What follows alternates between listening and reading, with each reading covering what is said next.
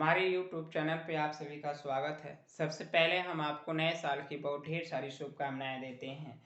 आज का हमारा जो टॉपिक है वह टॉपिक है उत्तर प्रदेश के महत्वपूर्ण कला केंद्र के स्थान।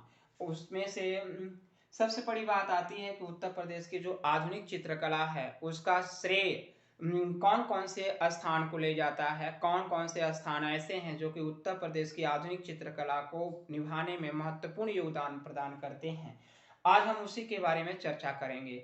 सबसे पहली बात आती है कि यह 20 उत्तर प्रदेश की आधुनिक चित्रकला का शुरुआत 20वीं शताब्दी में माना जाता है। अब यहाँ पे 20वीं शताब्दी के अंतर्गत इसके बारे में हम बाद में चर्चा करेंगे।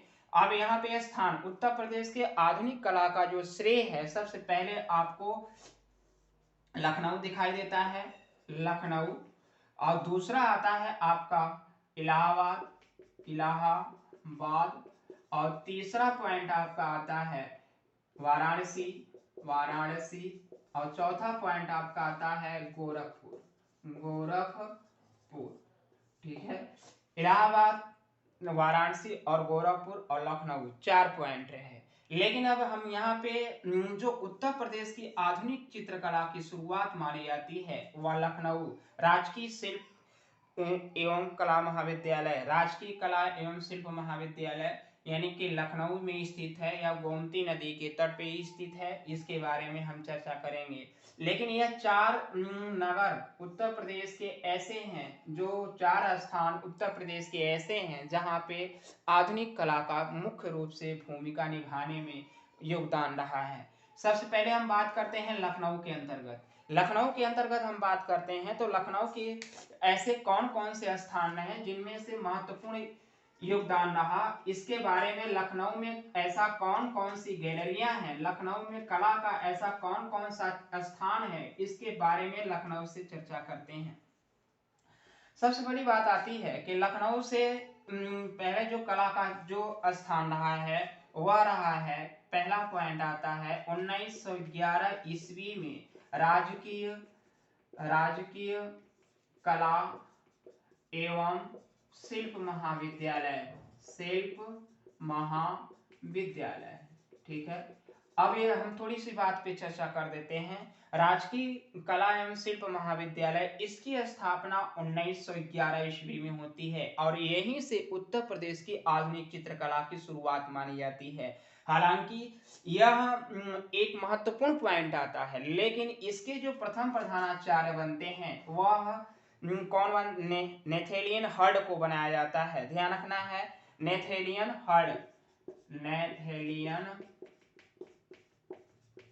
हर्ड को बनाया जाता है। यह नेथेलियन हर्ड एक ऐसे अध्यापक हैं, यहाँ इंग्लैंड के हैं और ये इन्होंने क्या किया कि यहाँ पे यह यानी पाश्चात्य कला शिक्षा प्रदान करते थे इस विश्वविद्यालय में, यानी कि राजकीय कला एवं शिल्प महाविद्यालय में पाश्चात्य तर्ज पर, यानी पाश्चात्य तर्ज पर शिक्षा प्रदान किया करते थे, कला की शिक्षा प्रदान किया करते थे। कहाँ पे? राजकीय कला एवं शिल्प महाविद्यालय लखनऊ से। अब दूसरी बात आती है यहाँ पे लखनऊ में, अभी हम केवल मेन बात बता रहे हैं। दूसरी बात आती है यहाँ पे लखनऊ के अंतर्गत 1940 ईस्वी में यह राधा कमल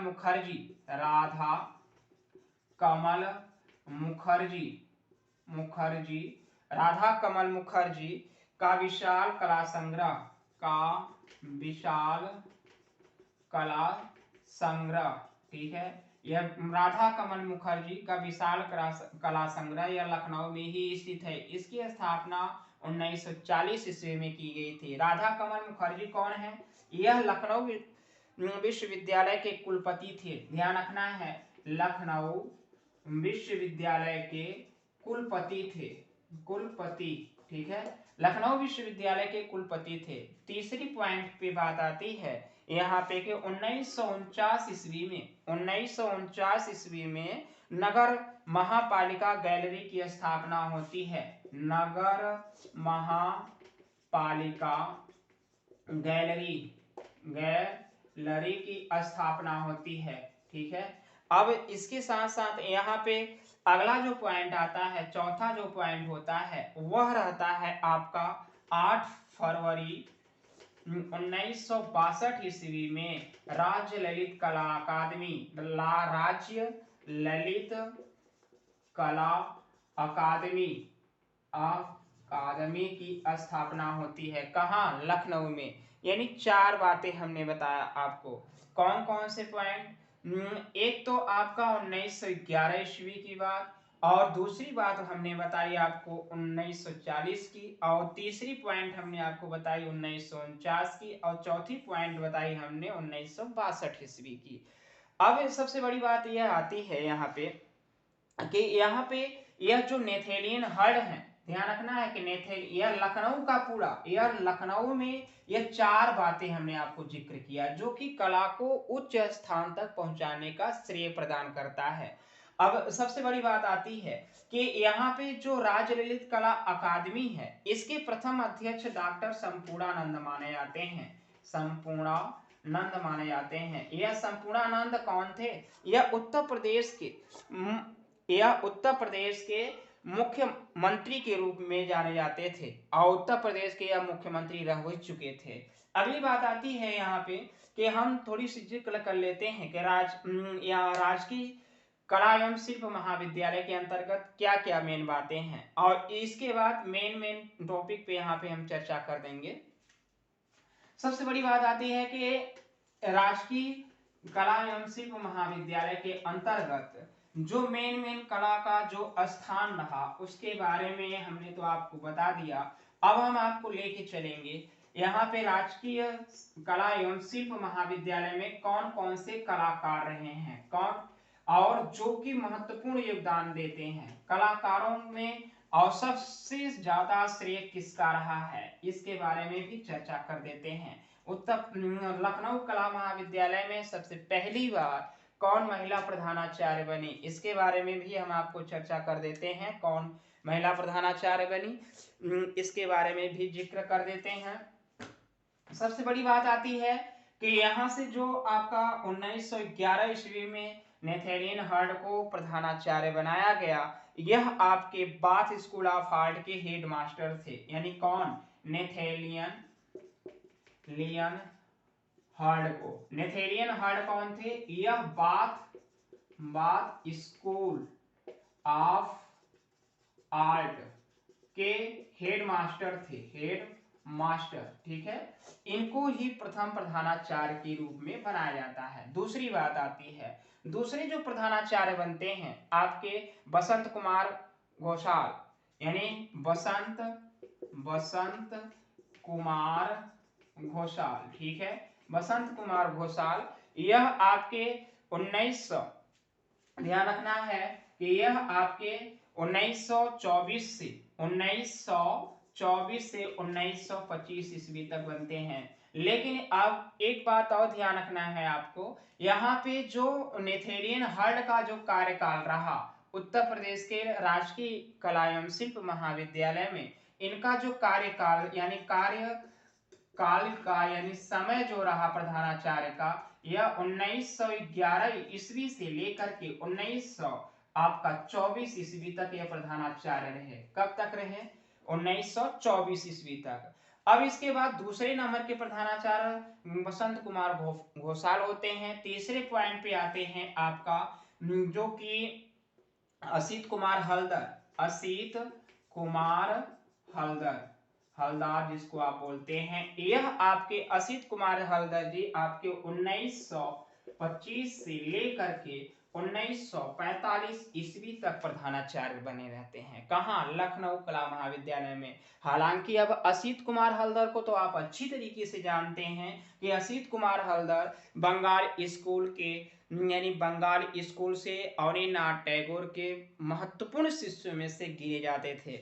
कहा जाता है कि यह असित कुमार हलदर कहाँ से होकर के आए थे। सबसे पहली बात तो असित कुमार हलदर के बारे में हम थोड़ी सी बातें आपको बता दें।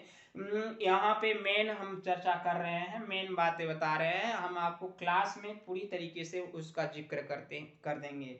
अगली बात आती है कि असित कुमार हल्दर सबसे यह अनीना टैगोर के शिष्यों में से महत्वपूर्ण शिष्य गिने जाते हैं और इन्होंने बंगाल स्कूल से जब शिक्षा प्रदान कर लिया तब यह नौ बंगाली स्कूल, नौ बंगाल यानी स्कूल का तात्पर्य यहाँ पे आपका शांति निकेतन है। शांति निकेतन में इन्होंने कला की शिक्षा प्रदान कर रहे थे, यानी कि कला की शिक्षा आपको दूसरों को भी पढ़ाते थे। और अब इसके साथ साथ वहाँ से यह जयपुर जाते हैं। जयपुर में भी कला महाराजा स्कूल ऑफ आर्ट में यहाँ पे एक साल भर काम करते हैं, शिक्षण प्रदान करते हैं, शिक्षण का कार्य करते हैं। इसके बाद तब यह लखनऊ आते हैं। लखनऊ कला महाविद्यालय में यह क्या करते हैं, कई वर्षों तक प्रधानाचार्य के पद पे रहते हैं। अब यहीं से कहा जाता है, यानी बंगाल की जो वास पद्धति, यानी वास पद्धति जो वास टेक्निक जो कही जाती है,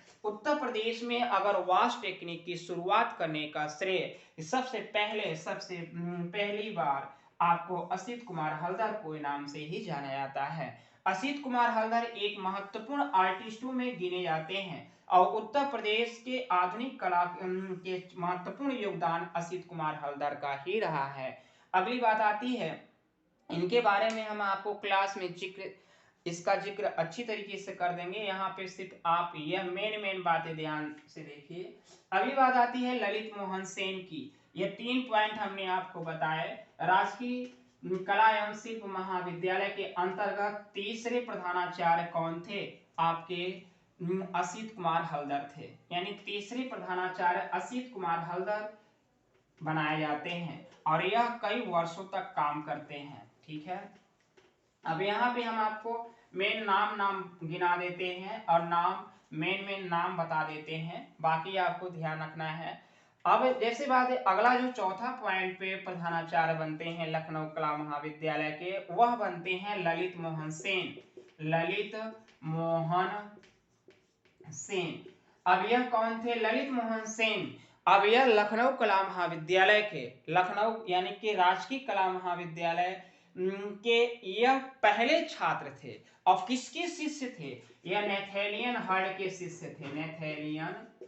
नेथेलियन हर्ड के शिष्य थे। और यहीं पे जब असित कुमार हल्दर जी प्रधानाचार्य के पद से रिटायर हो जाते हैं, तब यह ललित मोहन सेन को क्या बनाया जाता है, ललित मोहन सेन को प्रधानाचार्य के पद पे ग्रहण कराया जाता है। इसके बाद अगला जो पॉइंट आता है आपका पांचवा पॉइंट जो आपका रहता है, पांचवा पॉइंट आपका हरिहर लाल मेड़।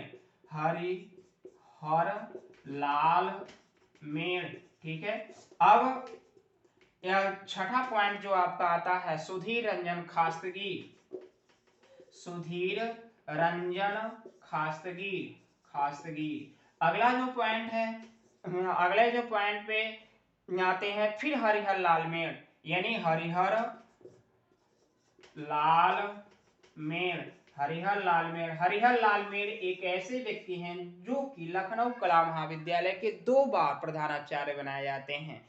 यानी हमने आपसे बताया कि हरिहर लाल मेड़ एक ऐसे व्यक्ति हैं जो कि लखनऊ कला महाविद्यालय में 2 बार प्रधानाचार्य के पद पे काम करते हैं। इसके बाद दिनकर कौशिक, अगला जो पॉइंट है दिनकर कौशिक, ध्यान रखेंगे, दिनकर कौशिक। इसके बाद सुखबीर सिंह सिंघल। अब यह सुखबीर सिंह सिंघल के बारे में हम बता दें, अगला जो पॉइंट आता है दिनकर कौशिक के बाद सुखबीर सिंह सिंघल।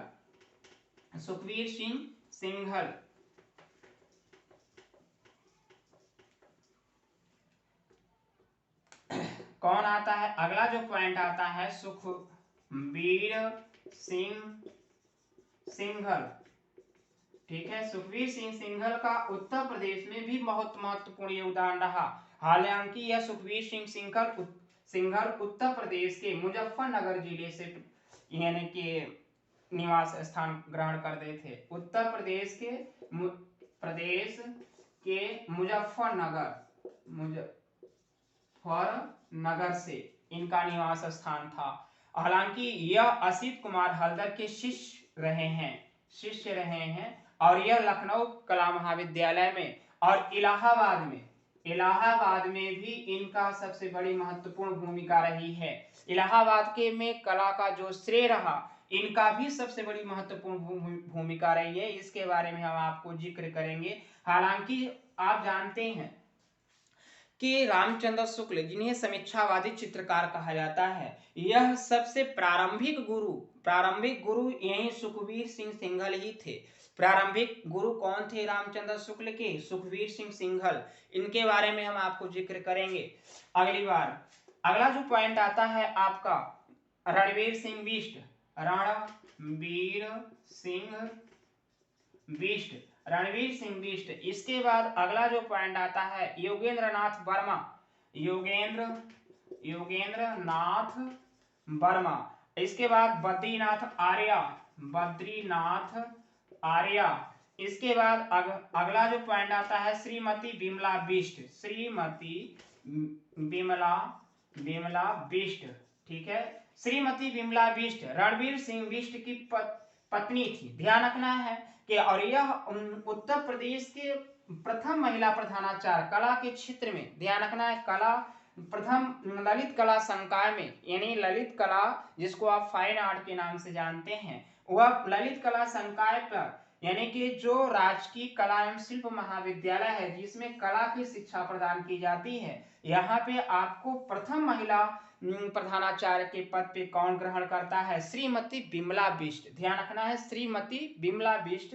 और यह रणवीर सिंह बिष्ट की क्या है? पत्नी है। और यहाँ पे लखनऊ राजकीय कला एवं शिल्प महाविद्यालय में पति और पत्नी दोनों प्रधानाचार्य रहते हैं, जिनमें से आपके रणवीर सिंह बिष्ट क्या है? पति हैं। और यहाँ पे आपको श्रीमती बिमला बिष्ट उनकी धर्मपत्नी है। इतनी बात आती है। अब इसके बाद आपके आते हैं जय कृष्ण अग्रवाल।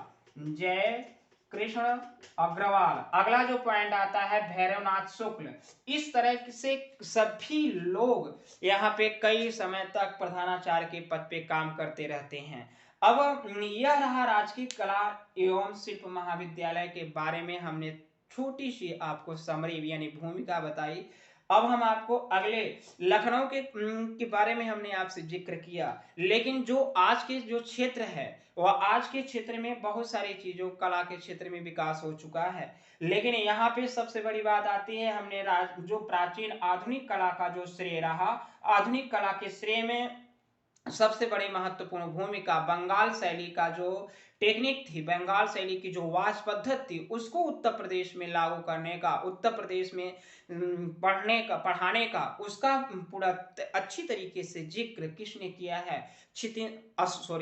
असित कुमार हल्दर जी ने महत्वपूर्ण भूमिका निभाई है। ठीक है, अब हम आपको अगला जो नगर है उसके बारे में जिक्र करते हैं। अगला जो नगर हमारा है वह है आपका इलाहाबाद में महत्वपूर्ण बातें रही हैं। इलाहाबाद में भी कला का काफी महत्वपूर्ण उस समय स्कोप रहा करता था, और हालांकि उसमें महत्वपूर्ण बातें रहती हैं इलाहाबाद विश्वविद्यालय से। इसके बाद हम आपको बताएंगे कि इलाहाबाद में ऐसी क्या क्या चीजें थी जो कला के क्षेत्र में महत्वपूर्ण योगदान प्रदान कर सकती थी। सबसे पहली बात आप ध्यान रखेंगे कि हम अगले जो महानगर की बात कर रहे हैं या नगर की बात कर रहे हैं, जो नगर है वह हमारा है इलाहाबाद।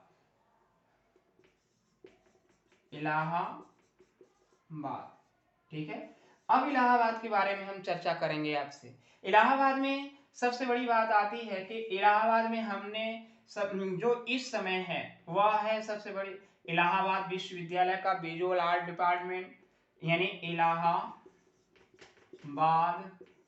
विश्वविद्यालय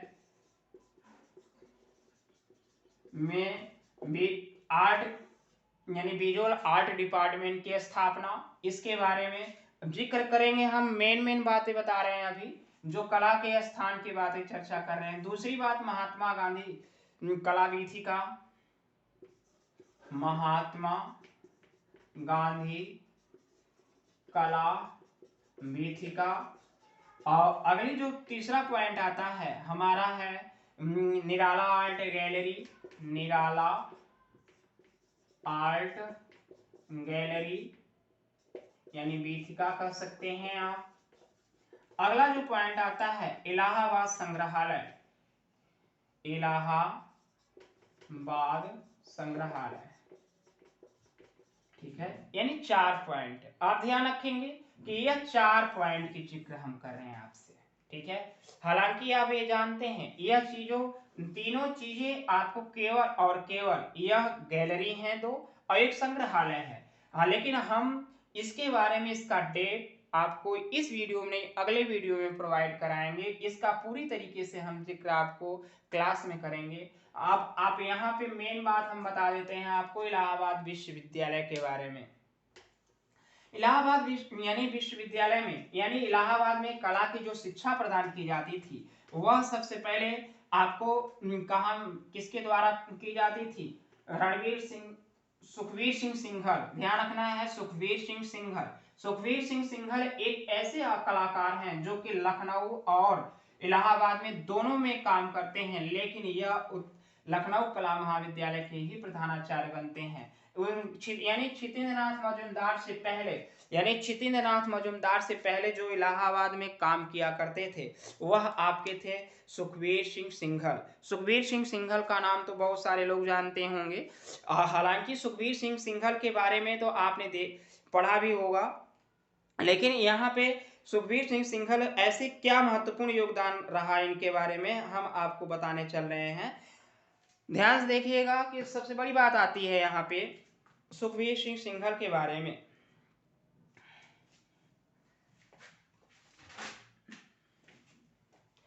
यानी हम आपको इलाहाबाद की बात कर रहे हैं, कला शिक्षा, यानी उस समय के इलाहाबाद में कला की शिक्षा क्या थी?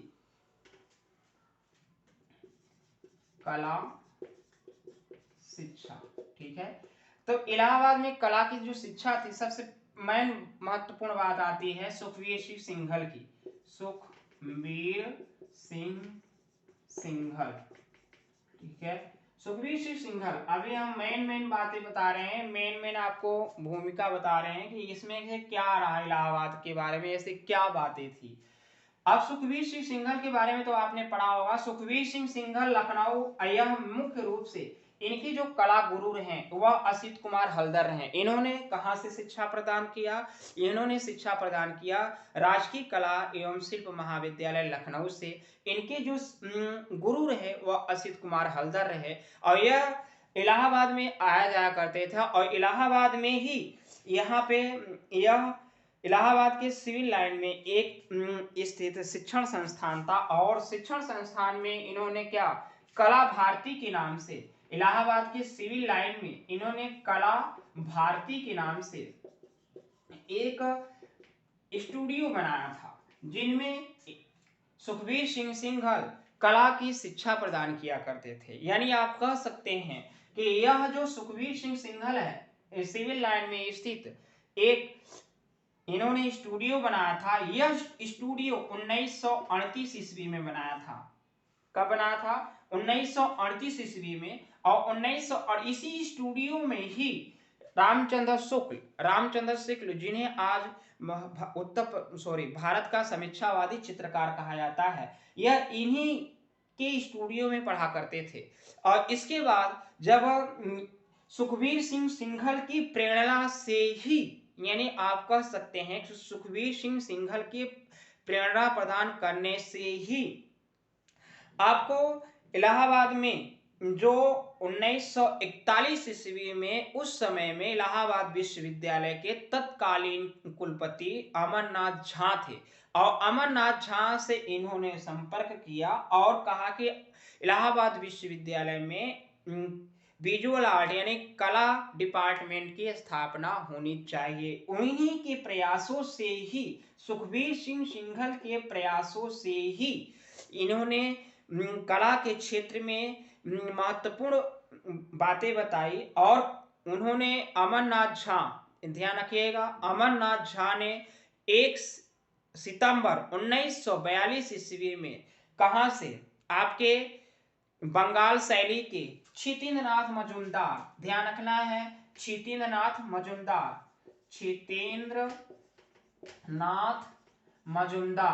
मजूमदार को बंगाल से बुलाया। अब ये कैसे बुलाया इसके बारे में हम आपको थोड़ी सी बात बता देते हैं कि इलाहाबाद विश्वविद्यालय के उस समय के कुलपति हुआ करते थे डॉक्टर अमरनाथ झा, और यह गए थे इंग्लैंड। उन्होंने देखा कि वहां पे इंग्लैंड में छितेंद्रनाथ मजूमदार और कई चित्रकारों की पेंटिंग प्रदर्शनी में लगी थी। अमरनाथ झा ने उन पेंटिंग को देखा और इसके बाद उस पेंटिंग से प्रभावित होकर के छितेंद्रनाथ मजूमदार को बंगाल से कहाँ बुलाया, इलाहाबाद विश्वविद्यालय में। और इलाहाबाद विश्वविद्यालय में 1 सितंबर 1942 ईस्वी में कला डिपार्टमेंट यानी कला की शिक्षा प्रदान की जाने लगी। किसके द्वारा? छितेंद्रनाथ मजूमदार के द्वारा। लेकिन यह सुखबीर सिंह सिंघल केवल और केवल इलाहाबाद के सिविल लाइन में स्थित 1938 ईस्वी में कला भारती नामक स्टूडियो में अपनी कला की शिक्षा प्रदान किया करते थे। ठीक है, यानी प्रशिक्षण दिया करते थे इसी कला भारती में। और इसके बाद यह इलाहाबाद से जब आते हैं कहाँ, लखनऊ में, और लखनऊ में इनको बाद में प्रधानाचार्य के पद पे ग्रहण कराया जाता है। यह रही बात इलाहाबाद के विश्वविद्यालय में। बाकी इसके बारे में आपके कई ऐसे श्याम बिहारी अग्रवाल, इसके बाद बहुत सारे आर्टिस्ट रहे इलाहाबाद में जो निखर के आए। फिर आपके यहाँ पे इलाहाबाद विश्वविद्यालय के पास यानी इलाहाबाद विश्वविद्यालय में कई बंगाल से ऐसे कई कलाकार रहे जो कि बंगाल से पढ़ करके आए थे। अवनीनाथ टैगोर के शिष्यों में से भी महत्वपूर्ण शिष्य रहे। अब बात आती है कि यही इलाहाबाद विश्वविद्यालय में एक कलाकार हैं जिनका नाम है रामचंद्र शुक्ल जी। यह किसके शिष्य रहे? चित्रकारी के क्षेत्र में यह शिष्य रहे आपके छितेंद्रनाथ मजूमदार के। हालांकि हिंदी डिपार्टमेंट में आपको यह भी पढ़ा करते थे। और इसके साथ साथ आपके जिसकी प्रसिद्ध पुस्तक रचना है भारतीय प्रागैतिहासिक चित्रकला, जिसको आप डॉक्टर जगदीश गुप्त के नाम से जानते हैं, यह भी छितेंद्रनाथ मजूमदार के शिष्य रहे। यह ध्यान रखना है, दोनों लोग शिष्य हुआ करते थे। कौन कौन हमने आपसे बताया? डॉक्टर जगदीश गुप्त और रामचंद्र शुक्ल। वैसे तो छितेंद्रनाथ मजूमदार के कई शिष्य रहे, लेकिन जो फेमस नाम गिना जाता है वह डॉक्टर जगदीश गुप्त का और रामचंद्र शुक्ल का गिना जाता है। यह कंडीशन रही। अब इलाहाबाद विश्वविद्यालय में अब तो बहुत सारे व्यक्तियों ने काम किया। इसके बारे में हमने आपको एक छोटी सी समरी बताई, छोटी सी भूमिका बताई। अब हम आपको अगले पॉइंट पे चर्चा करेंगे। अगला जो पॉइंट है आपका वह आता है बनारस, जिसको आप बनारस के नाम, वाराणसी के नाम से जानते हैं।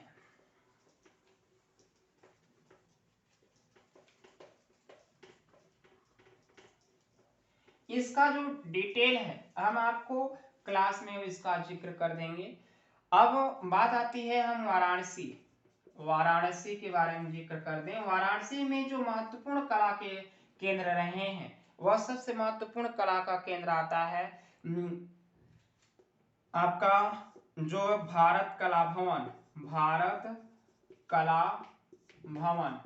ठीक है, दूसरा पॉइंट आता है आपका यहाँ पे आपका बनारस BHU, जिसके अंतर्गत ललित कला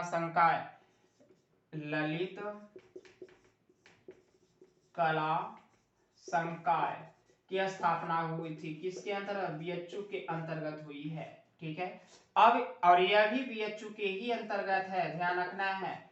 इसके बारे में भी हम आपको जिक्र करेंगे, लेकिन अभी आप यहाँ पे सिर्फ पॉइंट समझिएगा। तीसरा पॉइंट आता है आपका ABC आर्ट गैलरी।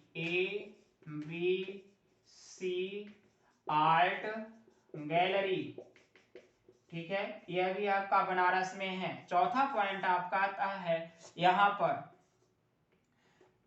कौन सा? महात्मा गांधी काशी विद्यापीठ में ललित कला फाइन आर्ट की स्थापना। महात्मा गांधी काशी विद्यापीठ में ललित कला संकाय की स्थापना। ललित कला संकाय की स्थापना। ठीक है, यानी ये 4 पॉइंट हमने आपको बताया। अब जो हमने आपको बताया कि यह 4 पॉइंट रहे, लेकिन यह 2 आपके शिक्षण संस्थान हैं। शिक्षण संस्थान का मतलब जहां पे कला की शिक्षा प्रदान की जाती है, और यह आपका संग्रह है, यह आपका एबीसी गैलरी है, जिसको आप बीथिका के नाम से जानते हैं, बीथिका। ठीक है, अब ललित कला संकाय में, और इसके बाद महात्मा गांधी यानी बीएचयू के अंतर्गत और महात्मा गांधी काशी विद्यापीठ के अंतर्गत दोनों जगह आपको फाइन आर्ट यानी कि ललित कला की शिक्षा प्रदान की जाती है, आज भी प्रदान की जाती है। अब हम इसके बारे में थोड़ी सी बात बता देते हैं कि इसके ललित बीएचयू के अंतर्गत तो आप जानते ही होंगे कि रामचंद्र शुक्ल का भी महत्वपूर्ण योगदान रहा। हालांकि यह किसके पहले योगदान रहा, यह आपके जगन्नाथ मुरलीधर अहिवासी, जो कि जेजे स्कूल ऑफ आर्ट के छात्र रहे हैं, और जगन्नाथ मुरलीधर अहिवासी के आपके मथुरा के निवासी थे, आपको अच्छी तरीके से पता है। और जगन्नाथ मुरलीधर अहिवासी का एक प्रसिद्ध पेंटिंग है, जिसको आप मीरा का मेवाड़ त्याग के नाम से, डिपॉर्चर ऑफ मीरा के नाम से जानते हैं। हालांकि इसके बारे में हम आपको विस्तृत तरीके से जिक्र करेंगे, लेकिन आप यहाँ पे सिर्फ केवल और केवल ध्यान से यह समझिए कि ललित कला संकाय में, जो बीएचयू के अंतर्गत ललित कला संकाय है, उसमें 2 व्यक्तियों का सबसे ज्यादा महत्वपूर्ण योगदान रहा। पहली बात आती है किसका, पहली बात आती है कि यहाँ पे रामचंद्र शुक्ल का रहता है। क्यों, जब यानी कि जगन्नाथ मुरलीधर अहिवासी से पहले, जगन्नाथ मुरलीधर अहिवासी से पहले आपके रामचंद्र शुक्ल वहां पे कई जगह पे शिक्षण के तौर पे काम किया करते थे, लेकिन बीएचयू के अंतर्गत आप यानी जो विश्वविद्यालय था, काशी हिंदू विश्वविद्यालय, जिसको बनारस हिंदू विश्वविद्यालय के नाम से भी जानते हैं, उसके अंतर्गत ललित कला की स्थापना अभी नहीं हुई थी। वह केवल और केवल पंडित महामना मदन मोहन मालवीय जी को यह कहा करते थे कि आप अपने इस विश्वविद्यालय में कला विभाग की स्थापना कराइए। तो पंडित महामना मदन मोहन मालवीय के प्रयासों से ही मुंबई से जगन्नाथ मुरलीधर अहिवासी को बुलाया गया, और जगन्नाथ मुरलीधर अहिवासी जब बनारस गए, हालांकि जगन्नाथ मुरलीधर अहिवासी जी यह मथुरा में, आप जानते ही हैं कि इनका जन्म क्षेत्र मथुरा ही रहा, और मथुरा में ही कला की स्थापना करना चाहते थे, लेकिन कई लोगों के प्रयासों से यह बनारस जाते हैं। बनारस में बीएचयू के अंतर्गत कला विभाग की स्थापना करते हैं, लेकिन कला उस समय कला के को सभी लोग नगण्य समझते थे, लेकिन यह जगन्नाथ मुरलीधर अहिवासी के सभी के घर जाकर के, कला विद्यार्थियों के घर जा जाकर के कला की शिक्षा प्रदान किया करते थे। और यह ललित सबसे पहले प्रधानाचार्य के पद पे ललित कला संकाय यानी बीएचयू के अंतर्गत आपको सबसे पहले प्रधानाचार्य के पद पे किसको बनाया जाता है, यह आपके जगन्नाथ मुरलीधर अहिवासी, जिसको आप जे.एम. अहिवासी के नाम से जानते हैं। अब दूसरी बात आती है, यहाँ पे हमने यह बीएचयू के अंतर्गत ललित कला संकाय में यानी फाइन आर्ट्स के बारे में थोड़ी सी जानकारी बताई। अब हम आपको थोड़ी सी बात बता देते हैं महात्मा गांधी काशी विद्यापीठ के बारे में। जैसा कि महात्मा गांधी काशी विद्यापीठ यह भी आपके बनारस में ही स्थित है, जहाँ पे कला की शिक्षा प्रदान की जाती है। बीएचयू से थोड़ा सा दूरी पे है, और इसके साथ साथ यहाँ पे इसको जो मुख्य कला का स्थान करने का जो श्रेय रहा वह पीटी पटनायक को रहा है, और इन्होंने भी कला के क्षेत्र में महत्वपूर्ण योगदान प्रदान किए हैं। अब यह रही हमने, और यहाँ पे भारत कला भवन की बात कर देते हैं। तो भारत कला के बारे में बता दें कि इसकी स्थापना राय कृष्ण दास ने की थी, और हालांकि यह सबसे पहले राय कृष्ण दास ने इसके बारे में राय कृष्ण दास ने बहुत अच्छी तरीके से लेख लिखा है कि इनके, हालांकि राय कृष्ण दास आप अच्छी तरीके से जानते हैं कि राय कृष्ण दास चित्रकार नहीं थे, केवल और केवल एक समीक्षक थे। उन्होंने उनकी कई भारतीय चित्रकला और भारतीय मूर्तिकला के नाम से पुस्तकें चलती हैं, कई पुस्तकें उन्होंने लिखा है, लेकिन यह भारत कला भवन की स्थापना का मुख्य श्रेय आपके किसको रहता है, राय कृष्ण दास को रहता है। इसके साथ साथ हम आपको बता दें कि यहाँ पे जो आपका बनारस है, बनारस के अंतर्गत सबसे बड़ी बात यह आती है कि बनारस के अंतर्गत एक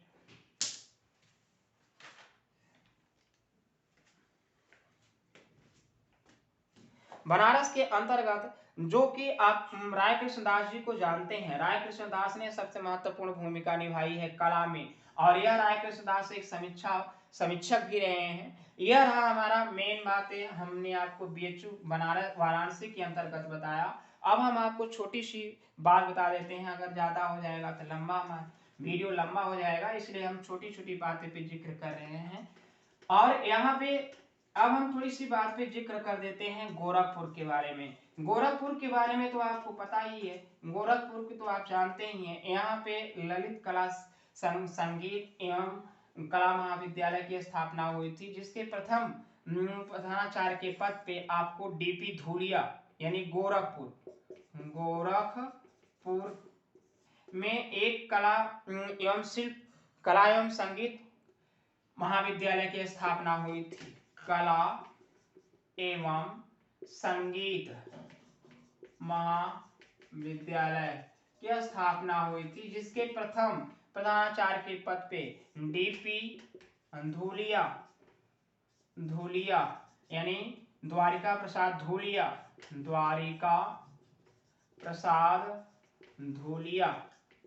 को बनाया जाता है। ठीक है, अब इसके बारे में हम आपको इतना ही बताएंगे, आप इतना ध्यान से समझिएगा। हमने आपको 4 उत्तर प्रदेश के जो महत्वपूर्ण योगदानों में से रहा उसके बारे में हमने आपको क्रम वाइज से जिक्र किया।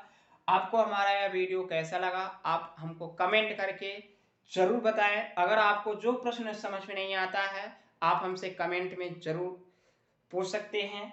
और इस वीडियो के अंतर्गत हमने आपको केवल और केवल उत्तर प्रदेश के ऐसे महत्वपूर्ण कला के क्षेत्र में स्थान का जिक्र किया है। अगर आपको किसी भी प्रकार का कोई समस्या समझ में आती है, कोई प्रश्न पूछना होता है, तो यह हमारा नंबर है, आप हमको व्हाट्सएप कर सकते हैं 99 36 94 62 24। ठीक है, और अगले वीडियो में हम आपसे फिर मुलाकात करेंगे, तब तक के लिए गुड बाय।